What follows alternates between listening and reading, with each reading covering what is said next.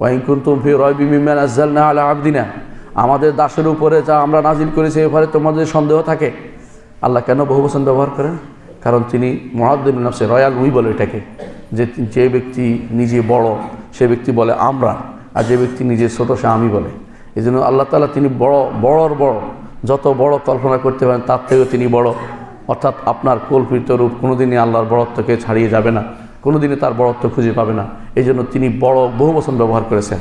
তিনি কোরআনের বিভিন্ন জায়গাতে ইন্না আ'তাইনাকাল কাউসার, আমরা আপনাকে কাউসার প্রদান করেছি, কাউসারের মতো বিশাল যে ভাণ্ডার, এই ভাণ্ডার দেওয়ার ক্ষেত্রে তার বড়ত্বের প্রকাশ তিনি করেছেন। এই জন্য কোরআনে কারীম বহু জায়গাতে আপনি বহু বচন পাবেন।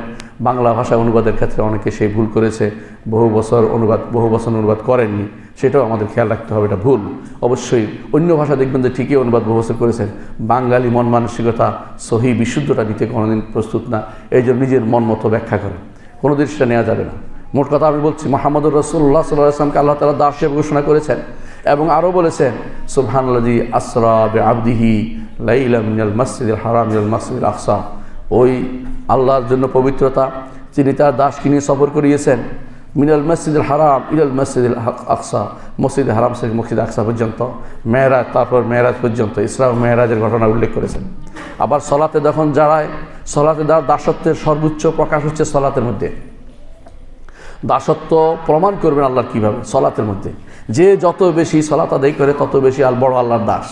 মুহাম্মদুর রাসূলুল্লাহ সাল্লাল্লাহু আলাইহি ওয়াসাল্লাম রাতে দাঁড়াতেন, পা ফুলে যেত, আর তার স্ত্রী বলতেন আপনি এত সলাৎ কেন পড়েন, আপনার তো সব গুনাহ ক্ষমা করে দেওয়া হয়েছে। তিনি বলছেন আফালা আকুনা আবদান শাকুরা, আমি কি শুকর বুঝার দাস হব না? অর্থাৎ এমন দাস, যে দাস শুকরিয়া আদায় করবো মুহাম্মদুর রাসূলুল্লাহ সাল্লাল্লাহু আলাইহি ওয়াসাল্লাম। সেই জন্য এত বড় দাস হয়েছেন যে আল্লাহ শুকরিয়া আদায় করতেন। শুকরিয়া আদায় করতে গিয়ে বেশি বেশি করে সেজদা করতেন। এক একটি সেজদার দাম হবে, রসুল বলেছেন দুনিয়া এবং এর মধ্যে যা আছে, এমন সময় এমন এক দুনিয়ার থেকে বেশি প্রিয় হবে শেষ জমানে আসে, কারণ মানুষ দুনিয়াদার হয়ে যায় প্রচুর পরিমাণে, সেজদা দেওয়ার সময় তার থাকবে না, নফল সালাত পড়বে না, ফরজ সালাতে অনেকে গুরুত্ব দিবে না, এরকম অবস্থা তৈরি হবে। আল্লাহর দাসত্ব করতে পারাটা হচ্ছে বড় নেয়ামত। মুহাম্মদুর রাসূলুল্লাহ সাল্লাল্লাহু আলাইহি ওয়াসাল্লাম তিনি দাসত্বের দাওয়াত দিয়েছেন। আল্লাহর দাসত্ব করতে হবে। আল্লাহর দাসত্বের ক্ষেত্রে কোনো রকমের কমতি করা যাবে না, তাহলে কোনো দিনই জান্নাতে যেতে পারবেন না। আল্লাহর দাসত্ব, দাস আমি। দাসের কাজ হচ্ছে মনিবের কথা শুনে চলো। দাস যদি মনিবের কথা না শুনে এরপরে পুরস্কার আশা করে, সেই দাস আসলে দাস নয়, সেই দাস আসলে মনিবের উপরে সীমা লঙ্ঘনকারী। তো মনিব তাকে অবশ্যই শাস্তি প্রদান করবেন, এটাই স্বাভাবিক। সুতরাং প্রিয় মানুষ, প্রিয় ভাইয়েরা আমার, যেটা বলছিলাম যে আল্লাহ তাআলা আমাদেরকে সৃষ্টি করেছেন তার দাসত্ব করার জন্য। এটা ভুলে গেলে চলবে না যে আমরা সবাই আল্লাহর দাস। আল্লাহর দাস হওয়ার কারণে আমাদের সব কর্মকাণ্ড হবে আল্লাহমুখী। এইটার নামই হচ্ছে তাওহীদ, একমাত্র আল্লাহর ইবাদত করা। তাওহীদ কোনো থিওরিটিক্যাল জিনিস না, প্র্যাকটিক্যাল জিনিস। তা প্র্যাকটিক্যাল জিনিস, বাস্তব জীবনে প্রয়োগের জিনিস। যে ব্যক্তি মুখস্থ করে রাখছে তাওহীদ কী জিনিস এবং কিন্তু কর্মকাণ্ডে ভুল করছে, সেই ব্যক্তি তাওহীদ বাস্তবায়ন করেনি। তাকে অবশ্যই বাস্তব জীবনে নিয়ে আসতে হবে, মুখস্থ করার জিনিস নয়। আপনার জীবনের সমস্ত কিছু আল্লাহর জন্য নিবেদন করতে হবে। কুল ইন্না সলাতি ওয়া নুসুকি ওয়া মাহইয়ায়া ওয়া মামাতি লিল্লাহি রাব্বিল আলামিন। আমার জীবনের সব কিছু একমাত্র আল্লাহর জন্য, জীবন মরণ, ইবাদত, কোরবানি, সব কিছু আমার আল্লাহর জন্য হবে। আল্লাহ তাআলা নির্দেশ দিয়েছেন যে এই যে এতক্ষণ যা বললাম যে তাওহীদের ঘোষণা দিতে হবে, কোরআনে কারিমে আল্লাহ তাআলা এই তাওহীদের ঘোষণাকে দ্বীন হিসেবে ঘোষণা করেছেন। দ্বীন, আল্লাহ তাআলা বলছেন কোরআনে কারিমে এটা দ্বীন, এটা হচ্ছে দ্বীনের মূল। আল্লাহ তাআলা বলছেন ওমান ইয়াকফুর বিত-তাগুতি বিল্লাহ ফাকাদ ইসতামসাকা বিল উরওয়াতিল উসকা লা ইনফিসামা লাহা। যেই ব্যক্তি দ্বীন শক্ত রজ্জু ধারণ করতে পারে, চায়। শক্ত রজ্জু কেন?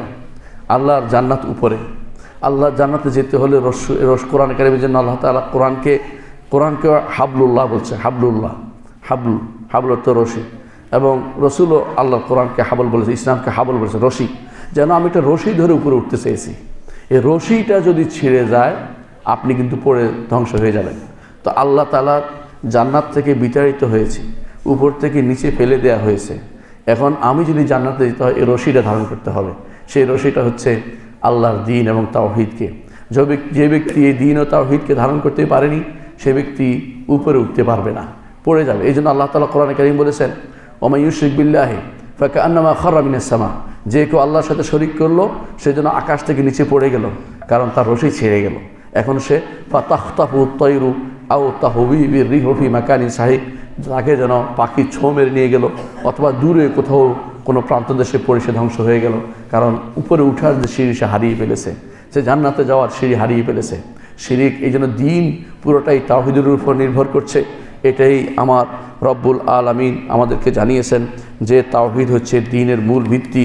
যে কেউ তাওহীদ ও আকীদাকে গুরুত্ব দিবে না, সেই ব্যক্তি কোনো দিন ইসলাম বুঝেনি, ঈমান বুঝেনি, দ্বীন বুঝেনি, সেই ব্যক্তি হতভাগাদের অন্তর্ভুক্ত। তাওহীদ ও আকীদা হচ্ছে আল্লাহর দেওয়া ফিতরাতকে অনুসরণ। আল্লাহর দেওয়া ফিতরাত কী জিনিস? রব্বুল আলামিন তিনি আমাদের সৃষ্টি করেছেন সবচেয়ে উত্তম রূপ দিয়ে সৃষ্টি করেছেন। লাকাদ খালাকাল ইনসানা ফি আহসানি তাকওয়িম, সবচেয়ে উত্তম সৃষ্টি দিয়েছেন। আবার বলেছেন যে সুম্মা রাদাদনাহু আসফালা সাফিলিন, এই উত্তম সৃষ্টিকে সবচেয়ে নিকৃষ্ট তিনি বানিয়ে দেন। যখন ঈমান আনে না তখন নিকৃষ্ট হয়ে যায়। কিন্তু রব্বুল আলামিন তিনি দয়ার সাগর, তিনি দয়ার অধিকারী। তিনি কি করেছেন?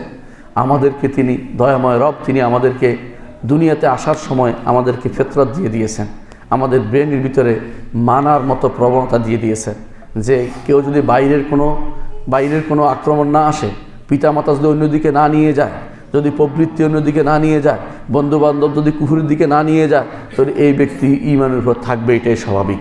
এই স্বাভাবিক যে স্বভাবজাত, এটা নাম ফিতরাত। আল্লাহ তাআলা এই ফিতরাত দিয়ে দিয়েছেন। এই ফিতরাতটা হচ্ছে তাওহীদের পক্ষে। এই জন্য আকীদা, বিশুদ্ধ আকীদা হচ্ছে, তাওহীদ হচ্ছে এই ফিতরাতকে রক্ষা করা। ওই ফিতরাত কিন্তু ঈমান, তাওহীদুর রুবুবিয়্যাহ উলুহিয়্যাহ দুইটা নয়। সেই তাওহীদুর রুবুবিয়্যাহকে শুধুমাত্র সাব্যস্ত করে যে আল্লাহকে মানবে দুনিয়াতে গেলে, এইটা আল্লাহ তাআলা আমাদের অন্তরে দিয়ে দিয়েছেন। দলিল কোরআনে কারীম আল্লাহ তাআলা বলছেন, ওয়া আখাযা রাব্বুকা মিন বানি আদম মিন যুহুরিহিম যুররিয়াতাহুম ওয়া আশহাদাহুম আলা আনফুসিহিম আলাস্তু বিরাব্বিকুম ক্বালু বালা। রুবুবিয়ত মানবে এরকম প্রবণতা দুনিয়াতে দিয়েছেন, কিন্তু উবুদিয়ত, দাসত্ব কীভাবে করবে এইটা নবীদের মাধ্যমে জানিয়ে দিয়েছেন। তাহলে একটা আল্লাহ তাআলা দিয়ে দিয়েছেন, আর একটা নবীদের মাধ্যমে জানিয়ে দিয়েছেন। কারণ দুইটা জিনিসে আলো জ্বললে, একটাতে আলোতে জ্বলে না, দুইটা আলোতে জ্বলে যায়। আপনারা জানেন, এখনও আপনার পজিটিভ নেগেটিভ লাগান, এখন আপনারা বুঝেন আপনার চোখে আলো আছে, কিন্তু বাইরে অন্ধকার থাকলে আপনি দেখতে পান না। আবার বাইরে অন্ধকার, আপনার চোখে আলো না থাকলে আপনি কিছু দেখতে পান না, বাইরে আলো থাকলেও দেখতে পান না। এর কারণ হচ্ছে দুইটা আলো লাগে। ফিতরাতের আলো দিয়ে দিয়েছেন আল্লাহ তাআলা আমাদেরকে। দুনিয়াতে এসে সব পরিবর্তন হয়ে যায়। মুহাম্মদুর রাসূলুল্লাহ সাল্লাল্লাহু আলাইহি ওয়াসাল্লাম বলেছেন, কুল্লু মৌলুদিন ইউলাদু আলাল ফিতরা, প্রতিটি জন্মগ্রহণকারী শিশু ফিতরাতের উপর জন্ম নেয়। ফা আবাওয়াহু ইউহাবিদানিহি আও ইউনাসসিরানিহি আও ইউমাজ্জিসানিহি, তার পিতামাতা তাকে ইহুদি বানায়, নাসারা বানায়, মাজুসি বানায়। এবং রাসূলুল্লাহ সাল্লাল্লাহু আলাইহি ওয়াসাল্লাম বলেছেন যে একজন মানুষ আনিল মারই লা তাসআল ওয়াসালান কারিনী, রাসূলুল্লাহ সাল্লাল্লাহু আলাইহি ওয়াসাল্লাম বলেছেন যে একজন মানুষের দিন পরিবর্তন করে তার বন্ধু। যে রসুল বলেছেন যে খালিল, তার খালিল, আলমারু আলা দীনি খালিলিহি ফালইয়ানজুর আহাদুকুম মান ইউখালিল।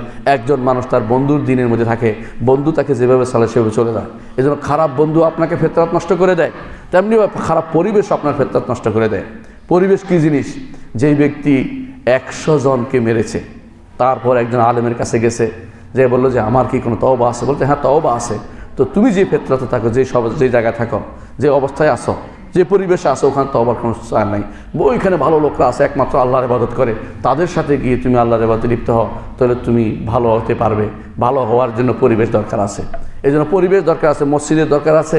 এই জন্য আপনার মসজিদ তৈরি করেছেন, আপনার সন্তানদেরকেও ভালো প্রতিষ্ঠানে পড়াবেন, কারণ সেখানে না পড়ে আপনার সন্তান খারাপ পরিবেশ আবার খারাপ হয়ে যাবে। সালাফি বহু আকীদার ভাইয়ের সন্তানদেরকে আমরা দেখেছি পরিবেশের কারণে, তো বিভিন্ন স্কুল প্রতিষ্ঠানে পড়ানোর কারণে বা প্রতিষ্ঠানে পড়ানোর কারণে যেগুলিতে সহি আকীদা মানহাজের কোনো গুরুত্ব নেই, তারা বিভ্রান্ত হয়ে গেছে। তাদেরকে আর ঘরে তোলা যাচ্ছে না, সঠিক পথে রাখা যাচ্ছে না, কারণ পরিবেশ তাদেরকে নষ্ট করে দিয়েছে। এরকম আল্লাহর দেয়া ফিতরাত নষ্ট হয়ে যায়। আল্লাহর দেয়া ফিতরাতের পক্ষের দাবি হচ্ছে তাওহীদ, পক্ষের দাবি। এই জন্য নবীদের কথা সবসময় মানুষ বললে, চিন্তা করলে বুঝতে পারে নবীর কথা ঠিক, নবীর কথা থেকে তারা বুঝতে পারে। তারপরে অনেকে বিভিন্ন গোড়ামির কারণে ঈমান আনে না। মুহাম্মদুর রাসূলুল্লাহ সাল্লাল্লাহু আলাইহি ওয়াসাল্লামের কাছে এক লোক আসছে, মুসাইলামা কাযযাব, মুসাইলামা মিথ্যাবাদী।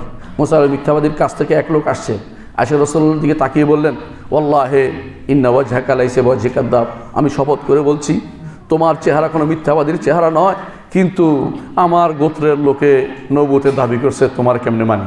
মানে সে সবই বুঝছে কিন্তু মানতে পারে না গোঁড়ামির কারণে। আজও দেখবেন অনেকেই আমাদের কথাগুলি বিশ্বাস করেন, বুঝে আমরা হক কথা বলছি।